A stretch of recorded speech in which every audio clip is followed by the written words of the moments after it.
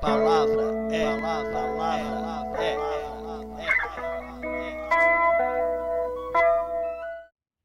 Olá, bem-vindas e bem-vindos a mais um episódio do canal CLOI, uma transposição do suporte impresso para o audiovisual.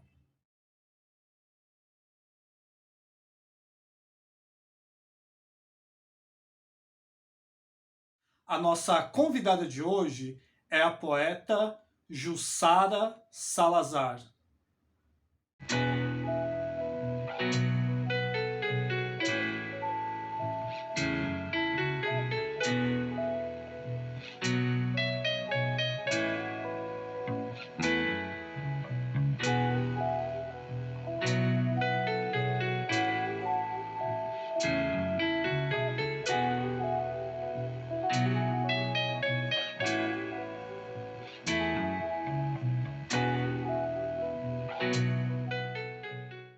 Jussara trabalha em seus poemas, entre outros temas, a oralidade, a memória, a ancestralidade, o imagético, todos conectados ao humano.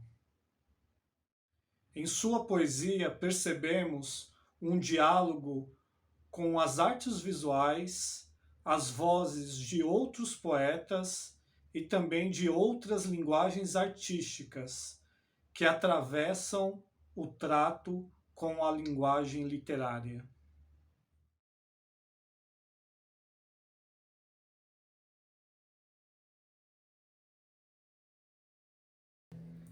Dois pássaros interrogam, rodeiam dois pássaros. Caravaggio, luz e sombra. Dois pássaros sem asas, bicolongos, como agulhas rondam. A guerra, olhos vazados, corpo distante, dois pássaros atados. Caravaggio, luz e sombra. De sua produção, destacamos os livros Corpo de Peixe em Arabesco, de 2019, e Bugra, de 2022. E agora com vocês, as palavras de Jussara Salazar.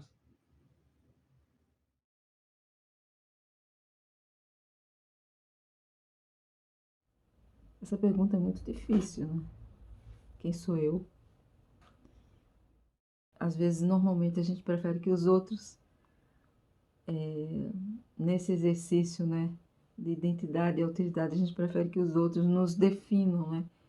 Mas acho que se eu fosse pensar na minha própria vida, talvez seja um percurso de uma mulher artista que sempre soube que era esse o caminho, né? Que era essa luta, não apenas a luta que o artista, toda artista e todo artista tem, principalmente aqui no Brasil, um país que ainda não compreende, né, esse ofício, eu acho que é isso. E penso também que sou todas as mulheres que passaram e passarão, né, por esse caminho, né, eu abarco todas elas e me compreendo como, né, como esse universo em que o feminino se irmana e se completa, né, em direção a respostas possíveis, inclusive a essa, né, de quem somos nós.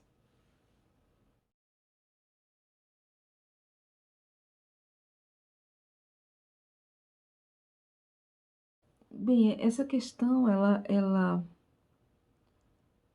é muito interessante, porque eu acho que os querubins, colocados num universo em que eu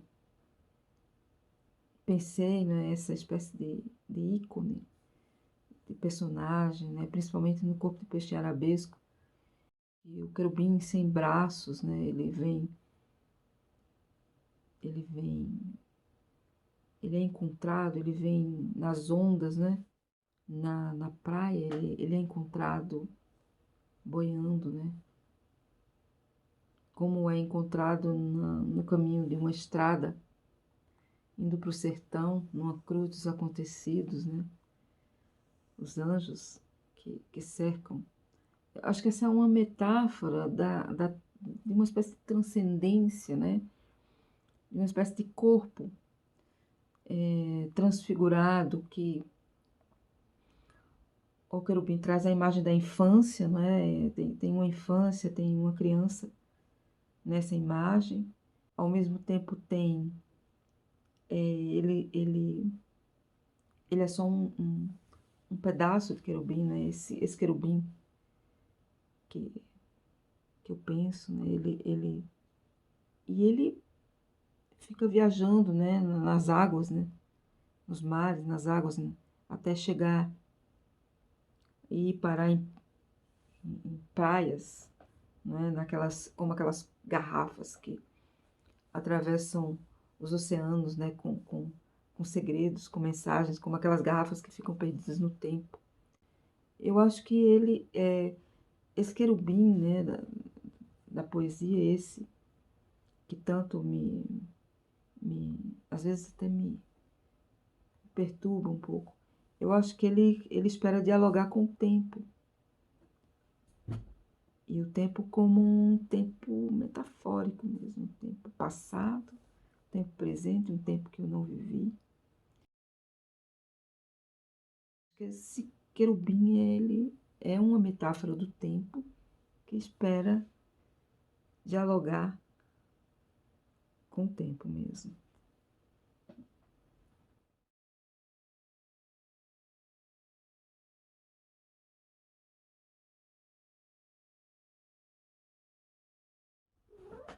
Eu acho que um poema sempre vai,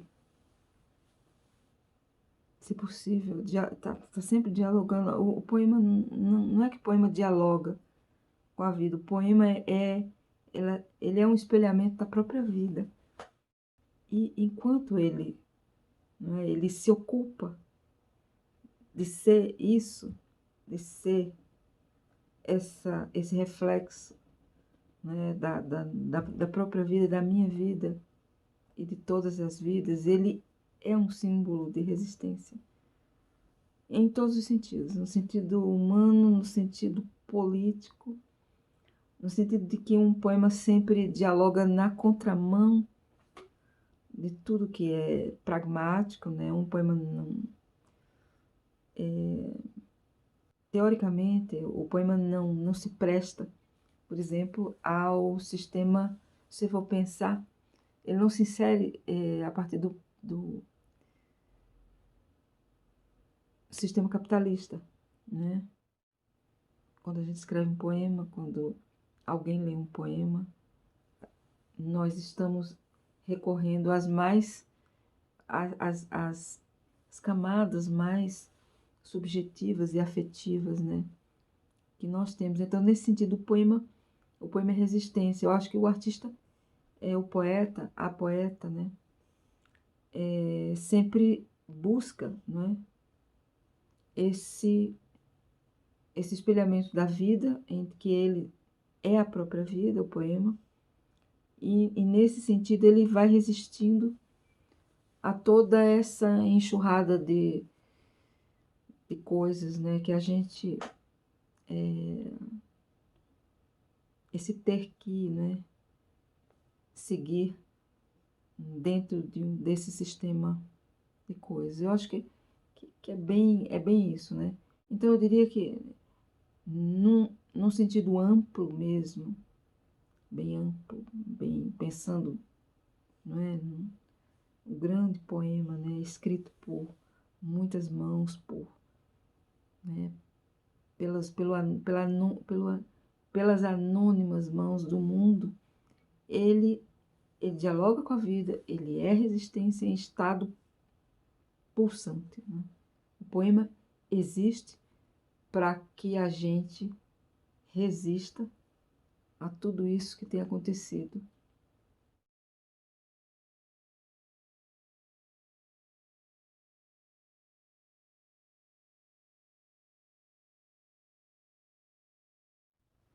desse culto, né,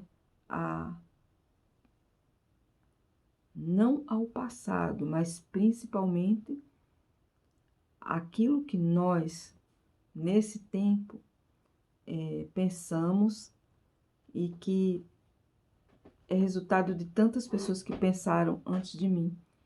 Então isso para mim é muito precioso. E no Bugra eu acho que isso está muito presente, né? Por conta também da minha questão de ter a minha bisavó indígena, né? Outra, num certo sentido, passando também pelas minhas raízes africanas, pelo sentido também de ter vindo de uma família, pelo outro lado, uma família católica, né? E eu acho que isso implica também em pensar religião, né? Religião como cultura, como rito. Então, acho que nesse sentido eu tenho trabalhado. O Carpideiras foi também isso, né? Os cantos e os versos fúnebres, né? Eu trabalhei com isso. Isso remonta, né, a uma série de oralidades, né? E principalmente as oralidades que passam de mulher para outras mulheres, de nossos avós, nossas bisavós, e que passam dentro das casas, dentro dos segredos, né, as coisas antigas. Isso também eu busquei muito no FIA, né? Quando eu fui procurar aquelas mulheres no sertão, as mulheres que fazem a renda e que contam suas histórias e que têm sua religiosidade. Eu gosto muito da ideia de fazer livro como projeto, né? E isso é interessante porque eu me organizo, né? No sentido desses interesses que eu tenho por todas as histórias que me cercam, todas as histórias que eu escuto, tudo que eu vou guardando, né? Guardar isso. Ancestralidade é um baú de guardados que se abre sempre e constantemente para o futuro.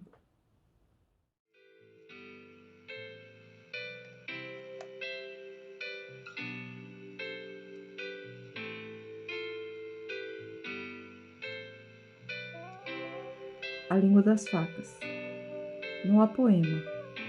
Apedrejaram a estátua do Bandeira e os tambores soaram às 6 da manhã.